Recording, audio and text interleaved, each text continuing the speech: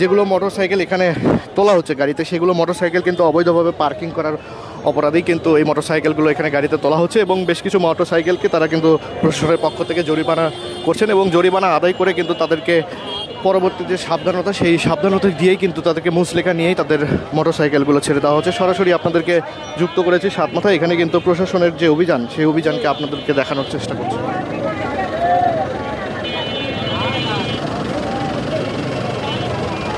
আজকে আমাদের শুধু অভিযান না, এটা একটা চলমান প্রক্রিয়া। এই অবৈধ দখলদার উচ্ছেদের জন্য আমাদের এই অভিযান অব্যাহত থাকবে এবং আপনাদের সকলের সহযোগিতা কামনা করছি। ধন্যবাদ। আমরা দেখছিলাম যে আপনারা অভিযান করার পরপরই আবারও তারা এসে একই জায়গায় বসে, তো এরকম আপনাদের ধারাবাহিকতা থাকবে কি? অবশ্যই ধারাবাহিকতা থাকবে, কারণ আপনারা জানেন যে বগুড়া শহরকে দখলমুক্ত করার জন্য এই সিদ্ধান্ত নেওয়া হয়েছে এবং এই প্রক্রিয়ার অংশ হিসেবে প্রতিদিনই মোবাইল কোর্ট অব্যাহত থাকবে। ধন্যবাদ।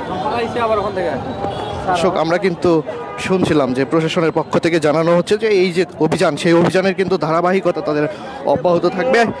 বগুড়া সাধারণ মানুষও কিন্তু এমনটিই চাচ্ছেন এবং তারা কিন্তু, তাদের সাথে আমাদের কথা হয়েছে, সাধারণ মানুষ যেমনটি বলছেন যে এরকম অবৈধ স্থাপনা যেগুলো রয়েছে, যেগুলো মানুষের সাধারণ মানুষের যান চলাচলের বিঘ্নিত ঘটে, সাধারণ মানুষের পথচারীদের চলাচলের বিঘ্ন ঘটায়, সেই বিষয়গুলো যাতে না হয় এই কারণে কিন্তু প্রশাসনের এরকম নজরদারি এবং অভিযান যেগুলো রয়েছে, সেই অভিযান কিন্তু নিয়মিত পরিচালনা করার কথা। সাধারণ মানুষও এই বিষয়টি তারা জানাচ্ছেন এবং আপনাদেরকে যেমনটি দেখাচ্ছি যে অভিযানে কিন্তু একটি মোটরসাইকেল এবং বেশ কিছু স্থাপনার যে মালামাল, সেগুলোও কিন্তু ট্রাকে তোলা হয়েছে।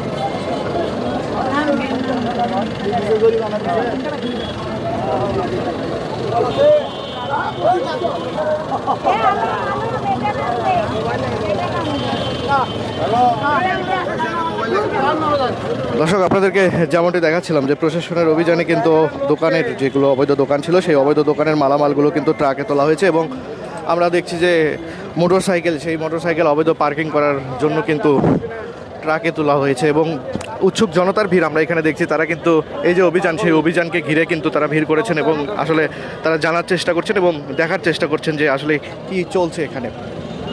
দর্শক, আপনাদেরকে যেমন জানাচ্ছিলাম যে গতকালকেও কিন্তু এরকম প্রশাসনের অভিযান হয়েছে এবং অভিযান করার পরপরই কিন্তু আবারও যারা ফুটপাতের অবৈধ দোকানিরা রয়েছেন, তারা কিন্তু আবারও এসে সেই দোকানগুলো বসাচ্ছেন এবং এর কারণেই কিন্তু গতকালকে অভিযান করার পরেও আজকে আবারও প্রশাসনের পক্ষ থেকে অভিযান পরিচালিত। কিছুক্ষণ আগে আপনাদেরকে সরাসরি শোনাচ্ছিলাম প্রশাসনের কথা এবং তারা যেমনটি জানাচ্ছিল যে প্রশাসনের পক্ষ থেকে এইরকম অভিযান, এটি কিন্তু নিয়মিত চলবে।